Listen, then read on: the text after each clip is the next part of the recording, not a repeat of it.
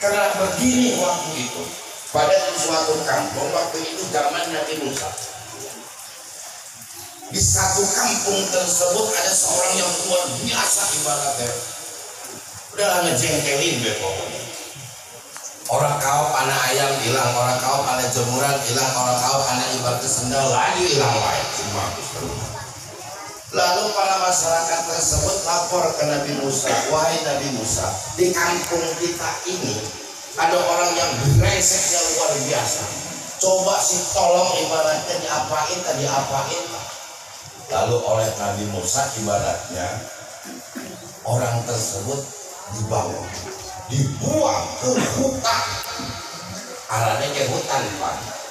Hutan malaka duren, laka gedang, enggak ada ibarat pepohonan yang enak. Namanya juga hutan, beda kalau kebun.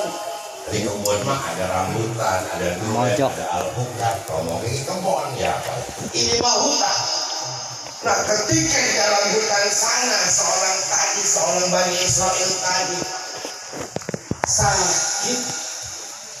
Dalam sakitnya beliau tersebut berkata begini, ya Allah, saya rela ya Allah pada kesempatan ini saya diputuskan dengan keluarga saya. Saya rela ya Allah pada saat ini saya ibaratnya dijauhkan dari kasih sayang orang tua saya. Saya rela ya Allah pada saat ini saya dijauhkan dari saat keluarga saya. Tapi saya mohon ya Allah, jangan putuskan aku dengan rahmat-Mu. Bahasa mohon dalam keadaan waktu sakit. Nah, gancang ceritanya, ini seorang pemuda tadi, seorang Bani Israel tadi meninggal.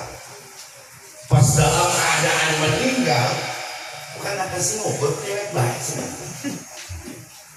Lalu datang ibaratnya dalam artian wahyu melalui malaikat Jibril disampaikan kepada Nabi Musa, wahai Nabi Musa, di atas gunung sana ada waliku meninggal, laka sing ngurusi. Berangkat Nabi Musa, masih berangkat di mana? Pasti dengan ini mah preman kan?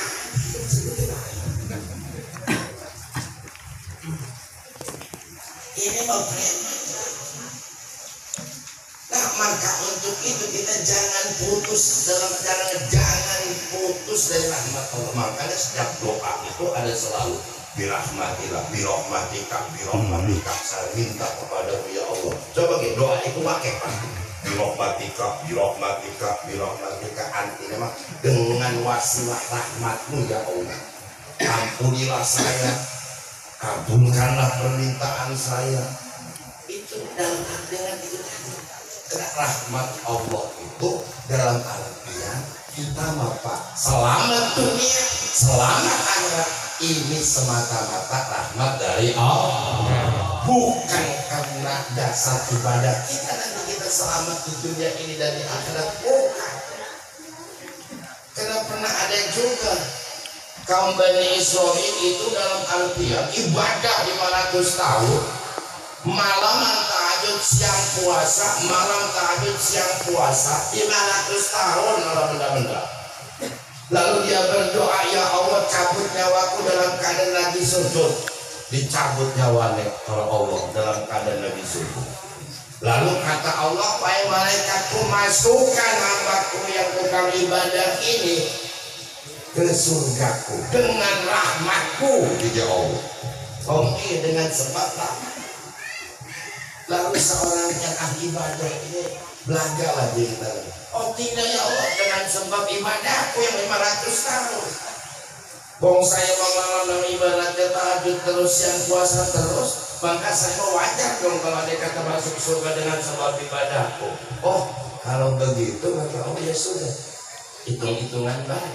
Ibadahmu 500 tahun sebanding apa enggak dengan satu nikmatku yang aku berikan kepadamu. Dihitung satu nikmat, terutama us nasi pokok baik nikmat pantokkan berapa kan gede enggak nikmat Allah. Contoh, bapak ibaratnya punya bayarannya banyak nih, anak sekolah kudu bayar, listrik kudu bayar, motor kudu bayar, pokoknya serba bayar. Lamun ambak kan bayar, napas bayar. Kira-kira kalau punya saya bayar aja, mana yang didului? Bayar napas dulu apa bayar listrik dulu? Nah, bayar ini dulu. Pasti bayar napas. Biarin kali listrik dicabut, bener. Asal jangan kan napas langsung dicabut. Biarkan mungkin anak kita dalam arti dikeluarkan dari sekolahan, asal nafas kita sampai dari cabut. Tuh saking gede deh. Maka untuk itu kata Allah dalam arti besar satu nikmatku yang aku berikan kepadamu, dibandingkan dengan ibadahmu 500 tahun. Maka untuk itu semoga tidak sebanding. Maka sekarang kamu masuk neraka dulu. Mandi neraka. Pas mandi neraka maka kita bangga. Ya Allah, keluarkan aku dengan rahmat-Mu. Jadi sekali lagi makanya banyak tuh di dalam doa itu rahasianya itu ada bahasa, ada kalimat birahmatika ya arhamar rahimin. Birahmatika selalu dengan wasilah rahmat-Mu, dengan sebab rahmat-Mu, atau kata kita memakai rekomnya rekom rahmatlah kata kita. Maka untuk itu semua yang hadir pada kesempatan ini mudah-mudahan selalu dirahmati semuanya, selalu oleh Allah Subhanahu wa Ta'ala, terutama orang tua kita yang sudah mendahului kita, yakni itu selalu memperoleh rahmat dari Allah Subhanahu wa Ta'ala. Bapak Ibu yang saya hormati, apakah kita kumpul pada kesempatan ini ana manfaatnya? Apakah kita kumpul pada kesempatan ini, apalagi ini malaman ke-7? Kita ini mungkin yang dalam artian silahkan ada yang ngomongin ada yang ngomongin ada referensi, nanti akan kita buka semuanya. Dalam artian apakah ada manfaat yang jelas? Ad-du'a wal hadiyah wa ad-du'a wa sodaqah, doa dan sodaqah. Doa tadi sudah disampaikan. Sekarang sodako, itu semua kopi itu nyatin sodako ya. Ini semua pahalanya insya Allah hadiahun ilal maula. Kita hadiah mauta, kita hadiahkan kepada orang-orang yang sudah meninggal, terutama ibaratnya ibu kita. Maka jadi hadiah doa dan ibaratnya sodako. Nah bahkan kita ini kadang-kadang terutama mungkin Tanjung Gading dengan ibaratnya apa kalamu Arabera. Ada istilah ibaratnya dalam artian 7 harian. Ada istilah ibaratnya berapa 40 harian. Ada istilah ratusan. Ada istilah apa? Haulan. Ada istilah nyewol nih deh. Itu dari mana ngambil referensi orang-orang tua kita tersebut? Sayyidina Umar berkata, dicatat dalam kitab Al-Hawidil Fatawi juz 2 karangan Jalaluddin As-Sayuti berkata begini, as-sodaqatu ba'da dafni, mengeluarkan sodako setelah dikuburnya si mayit. Kadang-kadang yang kayaknya anak orang makan makanan setelah ngubur mayit. Ada nggak? Ada. As-sodaqatu ba'da dafni yabqa sawabuha ila salah satu ajamin. Terus pahalanya kekal mengalir sampai malaman tertentu. Makanya tahlilnya juga sama orang tua dulu kita ini seolah-olah ada istilah warisan di doktrin kita itu. Orang tua dulu kita itu malaman pertama biasa-biasa aja, malaman kedua pakai ibaratnya apa kadang-kadang kue-kue aja. Pas malaman ketiga kadang-kadang ada beda, benar? Kekal itu pahalanya sampai ibaratnya malam ketiga. Nah setelah malam ketiga kita sodako lagi, wasodakoku bisalah sati ayami, mengeluarkan sodakoh di malaman ketiga, yabqo sawabuha, pahalanya terus kekal ila sab'ati ayamin, sampai 7 hari.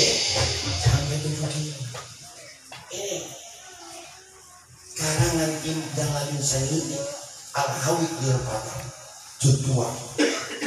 Nah selanjutnya kadang-kadang dari situ, nah malaman ini kita sedekah lagi.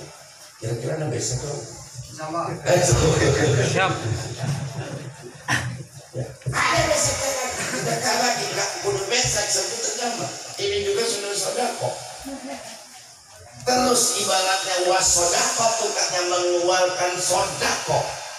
Pisang hati ayamin di malaman ketujuh. Dan sekarang yakok sawabuha pahalanya terus kekal mengalir sampai kapan ila homsin wa isrina yauman sampai malaman ke-25. Nah ini yang tidak ada 25an doang kita ini. Baik. Tapi biasanya tuh kadang-kadang ada orang kampung lain itu 25an ya. Nanti mah ngeriung lagi lah ya 25 ini. Tuh. Ini ada referensinya. Ya bukan buatan saya. Minal homsi wa isri dari 25an yang kosawabuha kekal pahalanya sampai mana ila arba'ina yauman sampai 40 hari. Makanya ada 40 hari. Nah itu di kita mampu. Minal arba'in dari mulai 40 hari sedekah lagi tuh yang kosawabuha terus kekal pahalanya sampai kapan ilal mi'ah sampai nyatus emek minal mi'ah yang kosawabuha ila sana sampai haul dari 100 hari terus dia kekal pahalanya sampai 100 ibaratnya sedekah lagi sampai nyewu sampai setahun haul dari haul terus 1000 terusan. Maka untuk itu dalam artian apapun yang kita kerjakan dari malam pertama sampai malam ke-7 hingga akhirnya sampai malam yang ke-40 nanti kalau ada kata 40-an itu ada referensinya.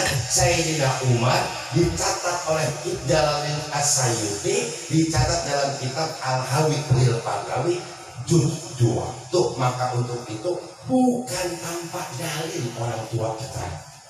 Insya Allah orang tua kita itu bukan tanpa dalil. Benar banyak? Oh semuanya ada dalil. Cuman bedanya itu tadi nggak diomongin doang. Zaman sekarang mah apa dalilnya tapi orang amalkan. Benar. Kalau zaman dulu orang tua kita kan ukur pemali doang pergi. Kata orang tuanya banyak, wis jangan pemali, ya wis laju banget diamalkan orang tua. Karena kalau kita apa dari waktu beneran, tetapi orang yang melakukan kena orang di sini orang. Itu maka untuk itu para bapak ibu yang saya hormati, yang jadi masalah bahwa